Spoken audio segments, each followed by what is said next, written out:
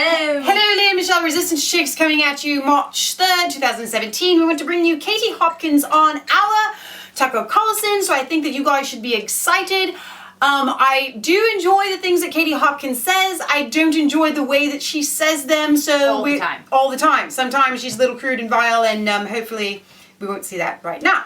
Here's the thing, a lot of her viewers and fans said, go to Sweden, go to Sweden, go to Sweden and see for yourself. Right. And she had the guts to do it, and I applaud her, and Yes. I'm proud of her. I've seen some of the video footage that she's done, some pictures that she's done. You go, girl, is what I have to say about this, and without further ado. Trump described a supposedly dreadful immigrant situation in Sweden. Journalists at every media outlet from here to Malmo have been debating how bad things really are there. They're fine, say a lot of them. Well, Katie Hopkins works as global columnist for the Daily Mail. Rather than going on Wikipedia or reading some Vox article to learn what to think, as most do, she decided to actually go to the country. She went to Rinkeby in Sweden, in the immigrant-dominated suburb of Stockholm that was torched by rioters last week.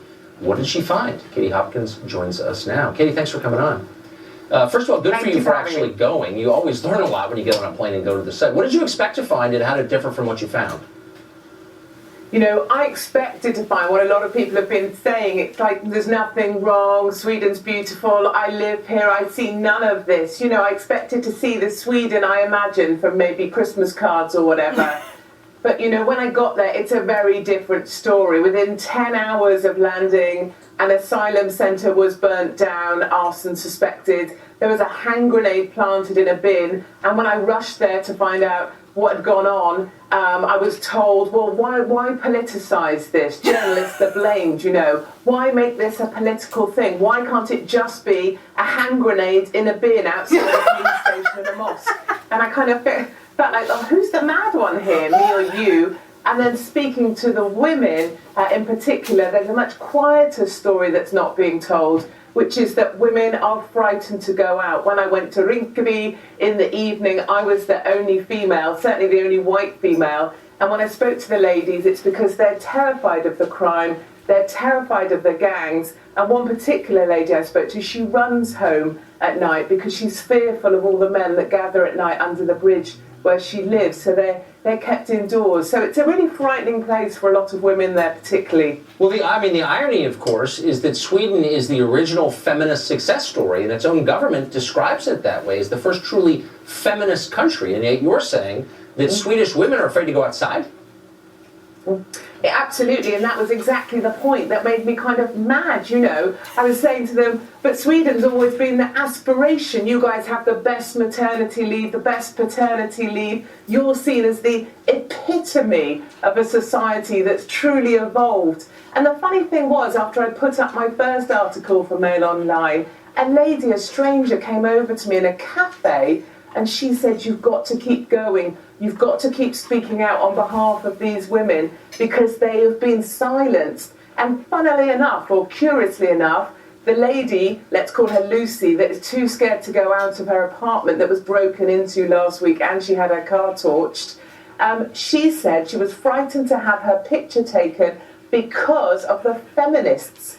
Because if she spoke out, she would be labelled a racist and they would hunt her down. Wow. So the feminists are now working against the women of Sweden, and they call them the extremists now. Feminists are the new extremists in Sweden, and they are part of the problem, part of the mafia that are silencing the problem that Trump, thankfully, spoke out about. Yeah, it's not so different here. I mean, our media, as you know, work feverishly to downplay any reports there might be a problem in Sweden. They're dishonest and politically motivated, so that wasn't surprising. What is surprising is how many Swedes are apparently afraid to say what they really think about what's happening there. Why is that? Absolutely. There's this absolute belief, 80 years of liberal politicians, there's an absolute belief that Sweden is utopia, and that's the only message you can send. There's absolutely mandatory belief in multiculturalism. Eritrea, Somalia, Afghanistan, they don't just arrive in Sweden and then miraculously, you know, join the multicultural dream. No. They bring every war, every fight, every hostility with them. And there in Rinkeby, in Sweden, you have the Eritreans who hate the Somalians, who hate the Afghanis, And that's just brought with them, and we have the same in Calais. When I went to Calais to address the migrant situation, they're exactly the same. The Somalians don't speak to the Eritreans, who don't speak to the Afghanis. And absolutely, Sweden won't acknowledge that. They won't acknowledge they've got a problem, because that would mean admitting that everything they've believed in, multicultural ideas, are wrong, and that they shouldn't have let in 200,000 people in 2 years, and they're about to let in another 400,000 over the next 4 years. So this problem is not going away. They'd rather destroy their own country than be called racist. I recognize that. Katie, thanks for that. You're a brave Thank you reporter. very much indeed. Wow. Okay, so I was thinking about this earlier, and just to kind of put in my own 2 cents. 2 cents racial slur here, forewarning, no, just kidding. You've got the Africans, the North Africans coming up, but then you've also got the Middle Eastern Muslims, and most of them, the North Africans are Muslims too, but some may not be. And then you've got a lot of different people coming from the Middle East, mostly Muslims, and so you've got 2 different things going on. And a lot of people are afraid of the Muslim terrorists, but what you're seeing a lot of is just these African gangs doing drug deals and raping and things like that. So I just wanted to put that in there for something for you to think about, in that it's not just Muslim terrorists, it's thugs. And I wanted to show you, and maybe I will in the next video because you haven't seen it.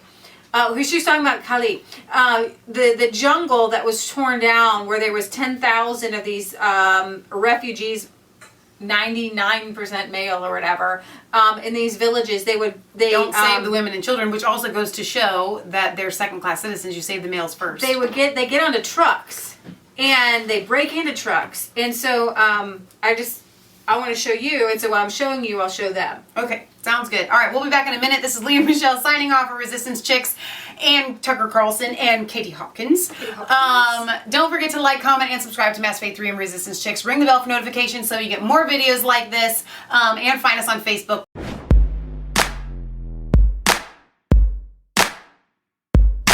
I was cold all alone, no place for home every day, so afraid, but you caught my